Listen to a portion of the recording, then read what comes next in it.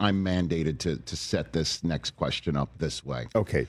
When you are in the darkest scenes, and again, of this program, do you at all channel your Cleveland Brown fandom to try and set the stage for your character mentally? It's Sam. It's always right there, Rich. It's a sadness that I can tap into at any given moment. Is that what it is? Yeah. It does that, you know? Okay. So you're sitting there and you're like, okay, I'm just wondering how it all feels and how do I get into this character? And then Spurgeon Wind pops into your mind. That's right. Pretty much. I think of the last home game at Municipal Stadium. I was in the dog pound. You were? With my brother-in-law, my brother, and my dad.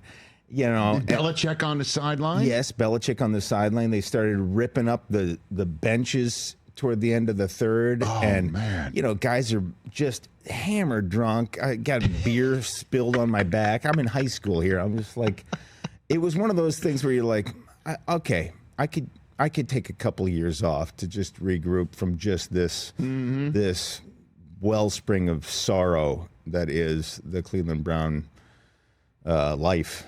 Do you have an opinion on who you would want them to take second overall next Thursday night? I think you should take Travis Hunter. I mean, there's no question in my mind. No. And let's be honest, whoever they select as a QB is going to be a bust anyway. So just don't do it. Don't be the Browns. But you can't. If you you're can't gonna avoid the position in the NFL. No, Sam. eventually it must be addressed. Maybe there's a world though. Hear me out. Okay. Hear me out. Okay.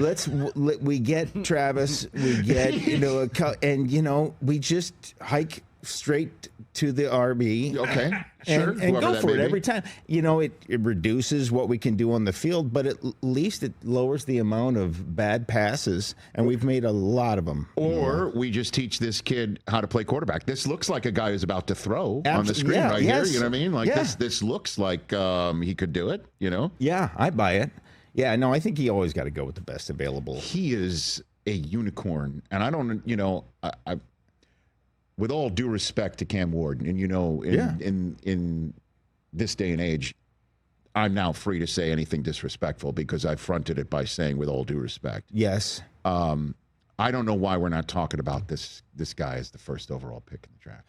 Right. Because I guess because he's a corner and he's a receiver and you can't choose them when there's a quarterback of Cam Ward's ability sitting on the board. I understand that, but he is that good. You know what's funny is I think a lot of times people choose the QB because they don't want to be the team that passed on a QB. That's correct. You know, and so there's a fear of, oh, well, we don't want to be, you know, there's an interesting study that they did on soccer, you know, when you have that goal kick when it's at the end of the game. I don't watch soccer penalty much. Kick. Penalty kick.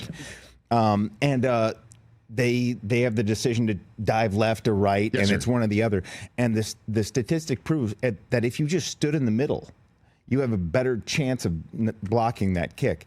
But nobody wants to do it because no guy on goalie wants to look like the guy who just stood there, even though...